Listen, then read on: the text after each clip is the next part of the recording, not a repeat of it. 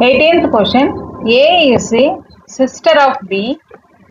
F is the daughter of G.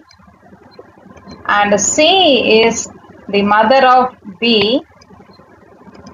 D is the father of C. E is the mother of D. Then A is related to D as option A, granddaughter, option B, daughter, option C, daughter-in-law, option D, sister. இந்த question பார்த்தீங்கன்னா UGC net exam first பேப்பர்ல ஜூலை 2016ல கேட்டிருக்காங்க. அதாவது கொஸ்டின்ல என்ன ஐடியான்னு பார்த்தீங்கன்னா A வந்து பியோட சிஸ்டர், ஜியோட டாட்டர் எஃப் அண்ட் பியோட மதர் சி, சியோட ஃபாதர் டி அண்ட் டியோட மதர் வந்து ஈயா இருந்ததுன்னா ஏவுக்கும் டிக்கும் என்ன ரிலேஷன் அப்படின்றதான் கேட்டிருக்காங்க. இந்த கொஸ்டின் ஆன்சர் நீங்க எத்தனை நேரம் கெஸ் பண்ணியிருந்திருப்பீங்க. Answer option A, granddaughter. இதான் வந்து கரெக்ட் ஆன்சர். இந்த ஆன்சர் எப்படி வந்ததுன்றதை இப்போ பார்க்கலாம். இப்போ இந்த கொஸ்டின்ல கொடுத்துருக்க ஐடியாவை யூஸ் பண்ணலாம்.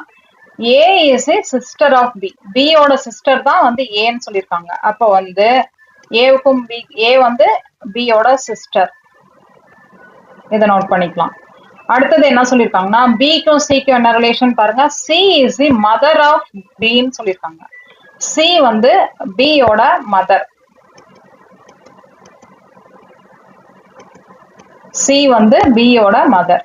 And D is the father of C. அப்ப சியோட ஃபாதர் தான் வந்து டி வந்து father of C. So D is the father of C. அடுத்தது E is the mother of D. E is the mother of D.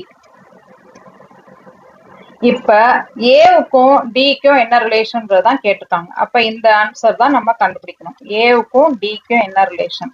இப்ப பியோட ரிலேஷன்ஷிப்லாம் இங்க கொடுத்துருக்காங்க. பியோட ரிலேஷன்ஷிப் எப்படி வருது நம்மளுக்கு.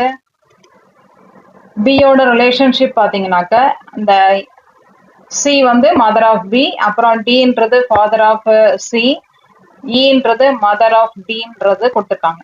ஸோ ஏவுக்கும் டிக்கும் பாத்தீங்கன்னா நம்மளுக்கு relation A is related to டின்னாக்க ஏ வந்து கிராண்ட் டாட்டர். இதுல பாத்தீங்கன்னா ஏன்னா பிக்கு கிராண்ட் டாட்டரா இருப்பாங்க. ஸோ பிக்கு கிராண்ட் டாட்டர் அப்படின்னாக்க இவங்களோட சிஸ்டர் ஏன்றதுனால ஏவுக்கும் கிராண்ட் டாட்டரா இருப்பாங்க. So option A, grand daughter.